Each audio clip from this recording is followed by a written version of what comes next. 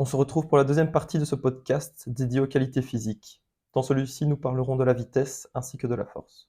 La vitesse, elle se définit comme la qualité permettant d'effectuer une action motrice isolée, mouvement acyclique, ou une répétition d'actions motrices de courte durée, mouvement cyclique, dans un espace de temps minimal. Cela représente donc la filière anaérobie à lactique.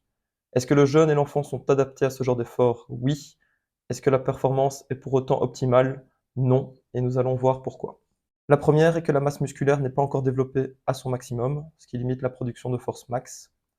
La maturation nerveuse n'est pas complète, et donc la commande nerveuse ne permet pas d'exploiter le plein potentiel de ses capacités.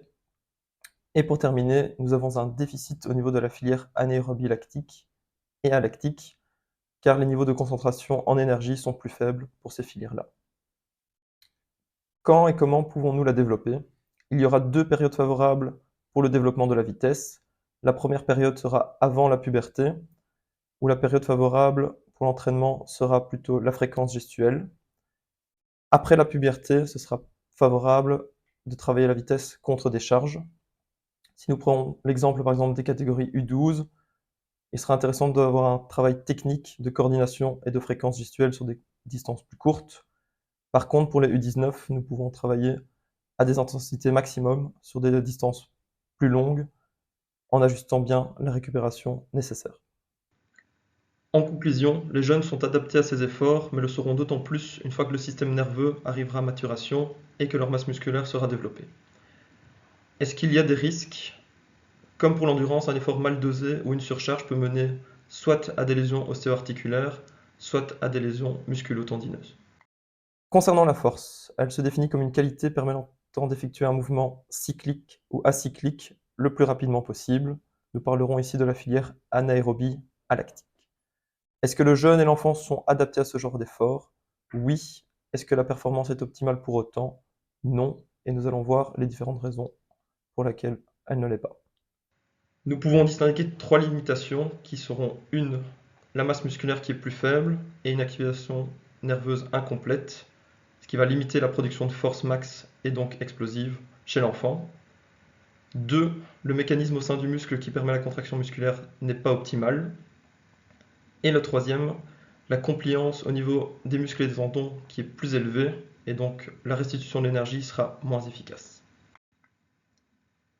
Comment peut-on développer la force? En fonction de la période, les adaptations vont être différentes. Avant la puberté, nous pouvons assister à 3 adaptations qui seront nerveuses, liées au rendement du couplage excitation-contraction, et structurelles, liées à la composante élastique du muscle et la compliance des tendons. Après la puberté, la période sera plus favorable à l'amélioration de la force grâce à la prise de masse du muscle que nous appelons hypertrophie.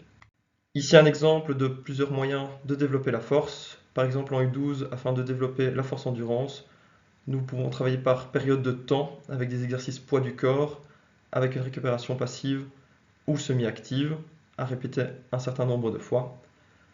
En U19 par contre, nous pouvons travailler à des pourcentages de force max avec des gestes polyarticulaires par exemple et une récupération beaucoup plus conséquente.